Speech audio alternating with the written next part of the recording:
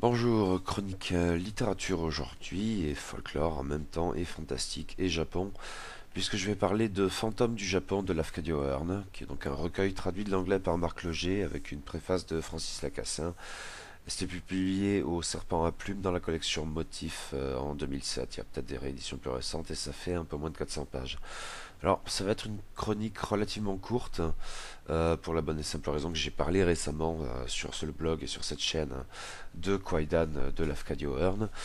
J'avais pu en parler auparavant aussi pour une précédente lecture de Kwaidan ou pour le recueil Insectes. Bref, à force, ben voilà, j'ai plus de 36 000 choses à répéter. D'autant que le présent recueil reprend pour partie Kwaidan. Donc je vais m'en tenir là. Si Kwaidan est le plus célèbre ouvrage de Lafcadio Hearn consacré au folklore japonais et plus particulièrement aux fantômes et autres créatures surnaturelles, il est bien loin cependant de rassembler tous les textes de l'auteur portant sur ce thème. En témoigne ce volume nettement plus copieux, même si au format poche, intitulé Fantômes du Japon, et qui rassemble, classé par thème, une petite cinquantaine de récits fantastiques nippons, qu'ils adoptent les atours presque ethnographiques de la majeure partie des contes de Kwaidan, ou soit quelque peu réadaptés dans le cadre de nouvelles plus contemporaines. Je ne suis même pas certain que l'on puisse parler ici d'une intégrale de ce genre de récit, en fait j'en doute. On notera aisément une fois de plus l'absence du très beau mais très singulier Imawari par exemple, mais cela fait beaucoup de rab incontestablement. Et absolument pas en faisant dans le fond de tiroir. Nombre de ces contes sont tout à fait brillants. Ils ne sont même pas spécialement confidentiels. J'en donnerai un double exemple. Rappel, le film Kwaidan de Kobayashi Masaki, en dépit de son titre, n'emprunte pas ses quatre récits au recueil éponyme, mais seulement deux d'entre eux, La Femme des Neiges et Oichi sans oreille. Et les deux autres, ils figurent dans ce recueil, mais comme bien d'autres sous un titre français très libre et souvent explicite, bien éloigné du texte original. Si le titre anglais, qui est régulièrement japonais et souvent prosaïque, est à chaque fois rappelé, tous ces textes ont ici un titre français qui n'a généralement rien d'une traduction.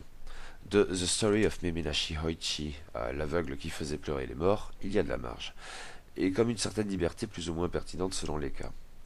Revenons-en au texte source du film de Kobayashi Masaki. Le fragment Les cheveux noirs trouve en fait son origine dans la nouvelle The Reconciliation, qui devient en français La première femme du samouraï. Oui, ce dernier mot est systématiquement rendu avec un seul U, avec un S-A-M-U-R-A-I tréma. Dans la traduction de Marc Loger, date forcément un petit peu, mais demeure plaisante.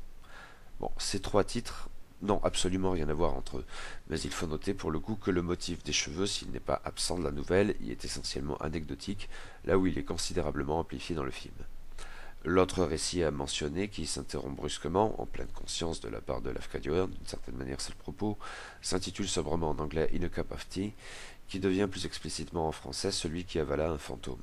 Et nouveau rappel, il existe un curieux petit livre jeunesse dans lequel trois auteurs français proposent des fins à ce récit sous le titre Le fantôme de la tasse de thé.